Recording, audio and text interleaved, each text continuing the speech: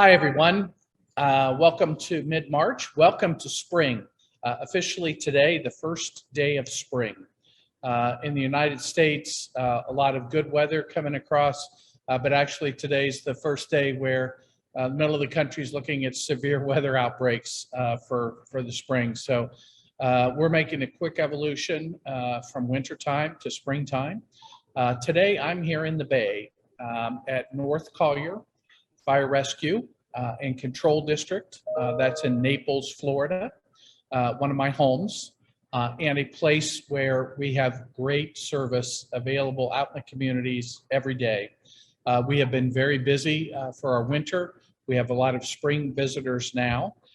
It's resulted in a lot of runs in the department here, and this is a live bay, so at any point things can happen today. So I'm here with good news really about what's going on in our communities and our country, and kind of update you a little bit on the news, which is as US cases are falling dramatically, they're going up across the globe, which gives a little mixed appearance of what's going on with coronavirus across the planet. So as our cases in this country drop very dramatically, the most important number for us in fire EMS service is that hospitalizations are dropping. So let me give you just a couple of numbers. 6,400 cases a day on average of coronavirus being admitted to hospitals. We have about 5,000 acute care hospitals in the country. So you do the math and realize that's about a little over a patient a day going into each hospital in the country, and realize how much different that is than it has been in the last 2 years. So we are officially at the 2-year anniversary of the coronavirus epidemic, and we are down to about a patient per hospital per day in this country. That's a remarkable number. The numbers that they'll report in the community of cases continues to go down, but I want you to realize a lot of cases now are not counted because people are doing home tests. And when that turns positive, but they're not very sick, they're not going anywhere. Some of you may be in that same situation. So you're not counted in the numbers, but what's really important is at the back end, like in this department, our COVID numbers are going down dramatically. Our members, our runs, our deaths in the community, the impact on the hospitals all going down. An important thing to realize in the media is that there are places around the world, and I'll use Hong Kong and China right now where the numbers are going up. In Europe, the numbers are going back up a little bit. They attribute it to one of the variants of Omicron, official name BA2, and BA2 numbers up a little bit, but at this point, not overwhelming hospitals or health systems, not showing concerns in terms of how deadly the virus is. In this country, cases way down, hospitalizations way down, deaths still struggling to decrease, but they're decreasing because people that have had long COVID or been in the hospital for long periods of time still dying. So recognize that's going on. So good news. And then this week we surpassed 11 billion doses of COVID vaccinations across the planet. 560 million doses of COVID vaccination given in the United States. Those are big numbers and are resulting in, again, the lower acuity of cases, lower hospitalizations, and lower number of deaths. A little bit about science this week. We are getting more immunizations into the world. The number of potential immunizations is likely to increase in the next couple of weeks in this country, with the Novartis vaccine named Novavax likely to be approved by the FDA under emergency use authorization available for adults. We are getting information and will continue to watch to see if boosters are needed into the fall. And by this fall, we will kind of officially call them boosters because they will really be a supplement to the basic doses that you have been given. So we officially can call them a booster. And we don't know quite yet what the composition of them needs to be, whether they need to be the same manufacturer, et cetera.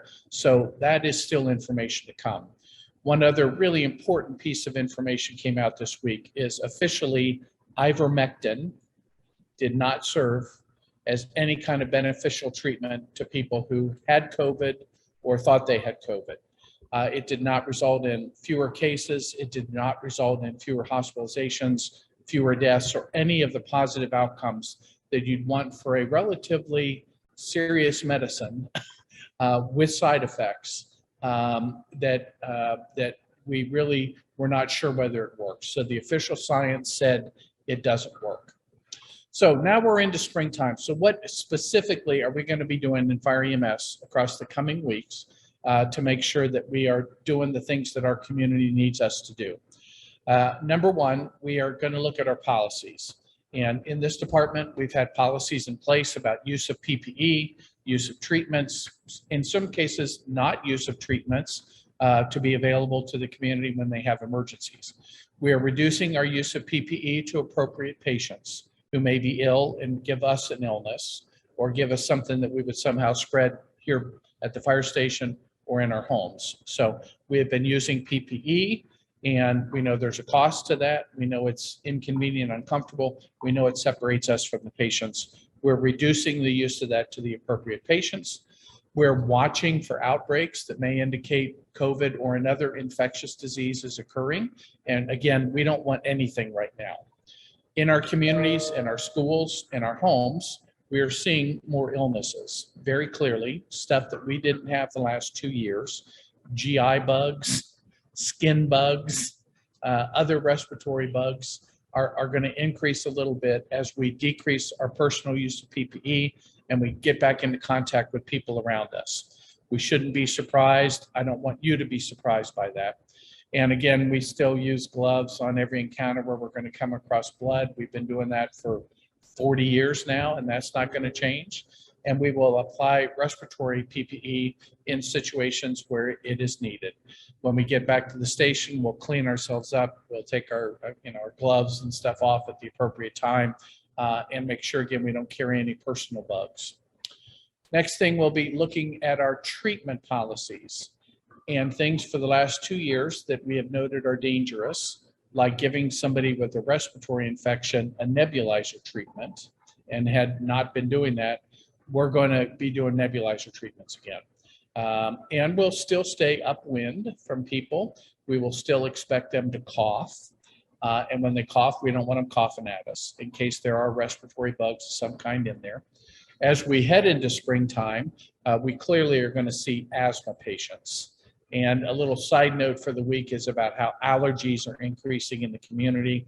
The allergy situation this spring is likely to be across the country worse than usual, with higher pollen counts and more people then triggering their asthma and other respiratory conditions like sinusitis. And those people, some of them will need our care, and they need our aggressive care. And so appropriate use of nebulizers back in the formula again. We will be coming to work healthy. And a really important part of you and your department continuing to see decreases in illness within our members is to not come to work sick. And so if you are ill this spring, being at work is not the place to be sneezing or coughing or throwing up or having diarrhea or having skin rashes that you don't know what they are. We do need to get back into our communities and talk about prevention, talk about heart attacks and strokes, and talk about not getting hurt, and talk about safe behaviors when you're doing sporting events. All of the stuff that we love doing in this industry, we are prevention driven, and it is really an important part of us being relevant to our community when we're in the schools, in the community settings, talking about prevention and stuff to keep you out of our care. Finally, the last 2 weeks, I've been at meetings. It is fun to go back and see people again. But the 2 meetings were Fire EMS meeting about safety and wellness in our personnel. And then this week I was at a very big police event regarding safety and wellness for law enforcement people. This coming time, really important to all of us to get our health back, to get back in touch with the things that are important, to get back to enjoying things that we love doing when we can do them together. And so taking care of ourselves in many ways, from the simple day-to-day stuff and being able to enjoy going to the store again, going to church, going to concerts, going to sporting events, et cetera. One part of it. The second part of it is regaining our mental health and being able to enjoy our jobs, enjoy our interaction with the community the way that we love doing. And that's why we're in this industry. And number three, enjoying being around the people, like in the station here, that means so much to us. So it is March, it is spring, it is time to get back to our activities. And over the coming weeks, we'll talk more about things that aren't COVID, which will really be something that will be a pleasure to do. So enjoy your week, enjoy springtime. Take care for those of you in the Midwest with weather conditions coming in. But for all of us, it is time to appreciate why we love doing our job, which we do. So thank you all.